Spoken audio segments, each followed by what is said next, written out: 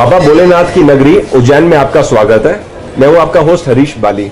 मेरे साथ इस समय श्री दिनेश दिग्गज जी हैं जो अंतर्राष्ट्रीय कवि हैं। मैंने सर को रिक्वेस्ट किया हमें श्री महाकालेश्वर टेम्पल की हिस्ट्री के बारे में कुछ इन्फॉर्मेशन दे, साथ में जो मॉर्निंग में आरती होती है उसके बारे में। जय श्री महाकाल। बाबा भोलेनाथ जन जन में व्याप्त है।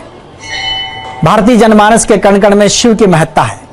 सप्तपुरियों में से एक उज्जैनी, जिसके विभिन्न नाम अलग अलग कालखंडों में माने गए हैं, जिसके विभिन्न कालखंडों में अपनी मान्यताएं रही है।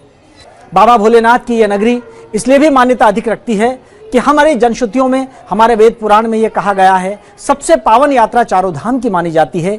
चारों धाम की यात्रा करने के बाद भी उसका यथोचित फल तभी प्राप्त होता है जब हम बाबा भोलेनाथ की इस नगरी में आकर भगवान शिव का ध्यान कर लेते हैं, भगवान शिव का पूजन अर्चन कर लेते हैं।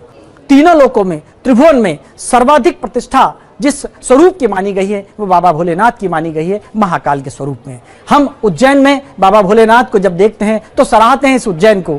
जितने श्रद्धालु आरती में शामिल होते हैं वे अभिभूत रहते हैं, वे शिव की उस भक्ति में रम जाते हैं। यहाँ के कण कण में शिव की श्रद्धा व्याप्त होती है, शिव के प्रति श्रद्धा व्याप्त हो जाती है। और जब भस्म आरती में श्रद्धालु बैठते हैं तो उस अलौकिक आनंद में वो इतने ज्यादा अभिभूत हो जाते हैं कि वे अपने आप को भूल जाते हैं। एक तादाद में स्थापित हो जाता है समष्टि से। प्रातःकाल 4 बजे से जब आरती शुरू होती है तो सबसे पहले हरिओम का जल चढ़ाया जाता है और उसके बाद शुरू होता है आरती का क्रम।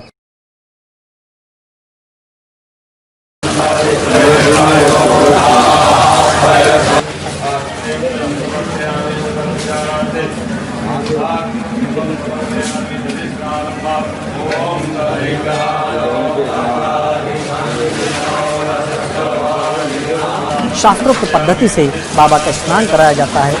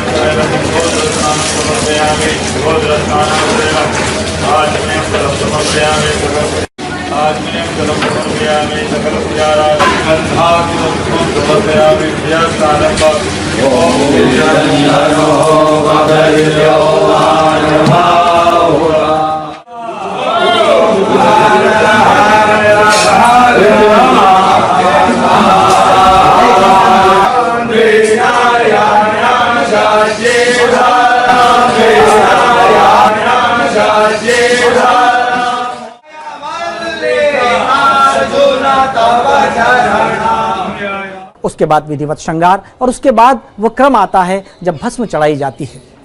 जैसा कि मैंने आपको बताया कि संपूर्ण भारतवर्ष में ही नहीं बल्कि संपूर्ण विश्व में एकमात्र ऐसा ज्योतिर्लिंग है जहां पर भस्म से बाबा का श्रृंगार किया जाता है।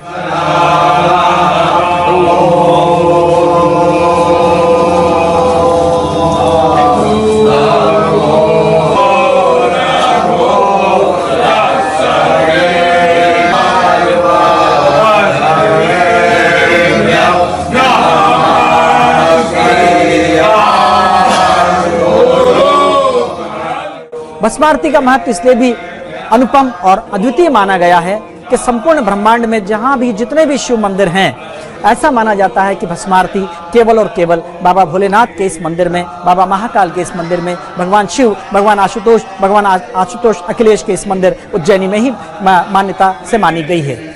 शास्त्रोक्त पद्धति से यह भी माना गया है कि भगवान चूंकि अघोर उनका एक स्वरूप है, उन्हें भस्म प्रिय है, वे भस्म रमैया भी कहलाते हैं। वे ज्ञेय हैं, वे अज्ञेय हैं, वे अनादि हैं, वे अनंत हैं। इसलिए बाबा भोलेनाथ की यह भस्म आरती निश्चित रूप से अलौकिक और अनन्य मानी गई है। मेरी तो यह भी मान्यता है कि जो भी बाबा भोलेनाथ की एक बार भस्म आरती को देख लेता है, बाबा की भस्म आरती में शामिल हो जाता है, वो निश्चित रूप से मोक्ष की प्राप्ति का मार्ग पर प्रशस्त कर लेता है। भस्म आरती में आए, भस्म आरती का आनंद लें, बाबा भोलेनाथ का आशीर्वाद प्राप्त करें। भस्म आरती में आने के लिए आप ऑनलाइन बुकिंग कराइए और आइए भस्म आरती का आनंद लीजिए, बाबा भोलेनाथ का आशीर्वाद लीजिए।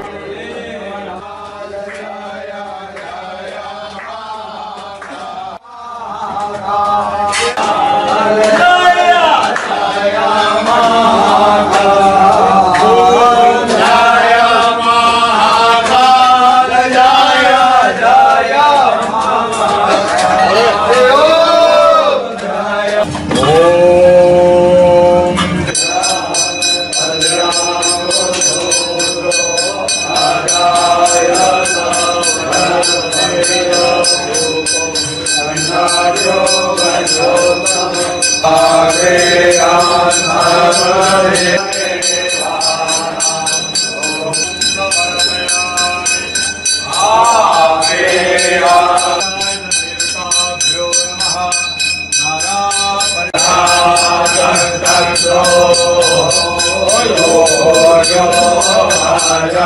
परिवाराय नमः।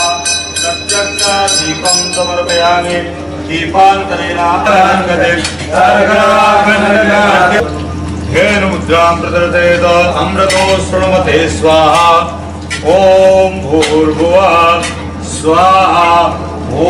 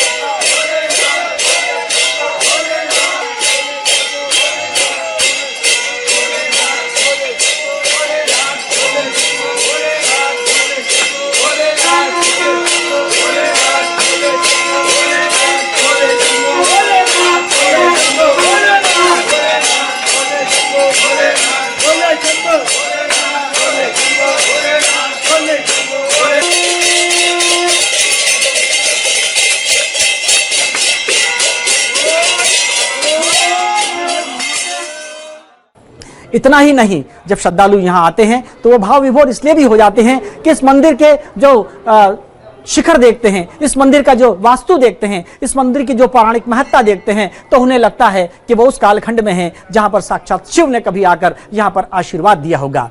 अलग अलग कालखंडों में अलग अलग साहित्यकारों के द्वारा इस उज्जैनी का बखान किया गया है, बाबा भोलेनाथ की स्तुति की गई है। कहीं लिखा पद्म विभूषण डॉक्टर शिव मंगल सिंह सुमन ने कि मैं क्षिप्रा सा तरल सरल बहता हूँ, मैं कालिदास की शेष कथा कहता हूँ, मौत भला क्या मार सकेगी मुझको, मैं महाकाल की नगरी में रहता हूँ। तो आइए हम इस उज्जैनी के इस वैभवपूर्ण बाबा महाकाल के इस प्रांगण में खड़े हुए हैं, महाकालेश्वर मंदिर में खड़े हुए हैं, जहां पर अनगिनत दृश्य हमें दिखाई दे रहे हैं। यहाँ दिखाई देता है हमें कोटि तीर्थ, यहाँ दिखाई देते हैं विभिन्न इस प्रांगण में विभिन्न छोटे बड़े मंदिर जो अपनी अपनी संस्कृति को, अपने अपने इतिहास को, अपने अपने पौराणिक संदर्भ को अपने भीतर समाहित किए हुए हैं। बार बार हम जय महाकाल का जयकारा करें और कामना करें कि बाबा महाकाल हम सबकी कामना पूर्ण करें। जय महाकाल सर, धन्यवाद। धन्यवाद।